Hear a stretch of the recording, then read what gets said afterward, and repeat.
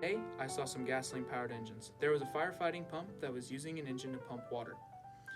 While I was there at the pump, I saw Mr. Ford doing a close examination of the internal combustion engine and talking with one of the inventors about how the engine works. I also spoke with someone that knew about the engine.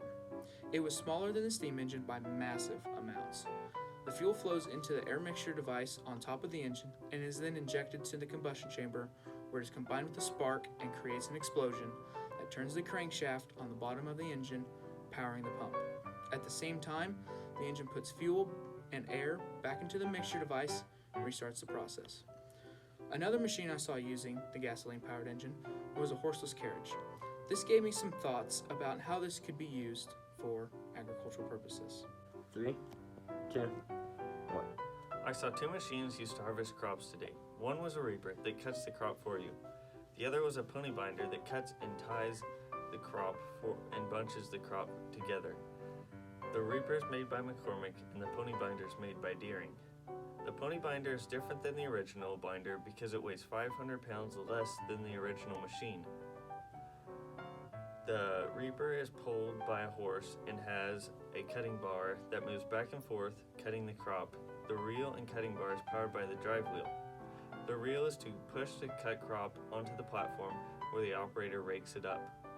The pony binder is a machine pulled by a horse that cuts the crop and ties the crop into bundles. The pony binder is driven by a drive wheel similar to the reaper. Once the crop is harvested, it goes on a belt that takes it to the knotting machine.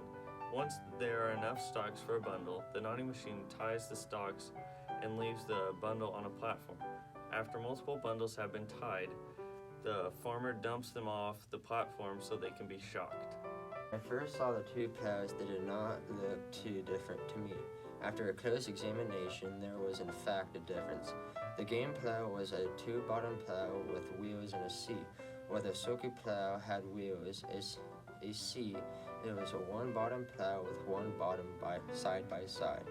I later find out the Soki plow was able to go down and back in a field, while the game plow only went one way. Both plows, despite their differences, had levers that would drop the plow into the ground. I looked like they both had the one large wheel that goes on the unplowed part of the field, and smaller wheels that rides in the plow part of the field. The Soki plow looks to have one lever that puts the plow into the ground.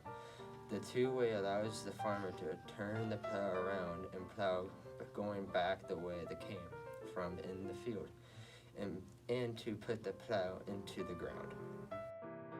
The gasoline-powered engine will change agriculture for many years to come. This could be even used to pull a horseless wagon of some kind to pull plows. This would allow plowing to go faster and possibly a larger plow that one engine could pull that would take up to 10 horses.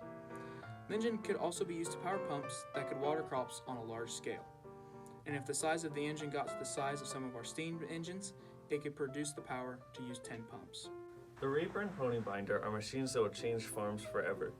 They make harvesting a lot more efficient and lessen the amount of physical labor that has to be done by the farmer. The machines will also allow farmers to farm more land since they have the capability of doing more work in less time. The reaper can cut as much grain in one day as 4 to 5 men with cradles or 12 to 16 men with reaping hooks. The pony binder increases efficiency because you can cut, bundle, and prepare the crop for shocking in one day, while without the binder you would have to cut the crop and then go back and hand tie the crop and then stand those bundles up. These two different plows will affect farms. These two plows made it easier to work with the ground, will let the fields done more efficiently.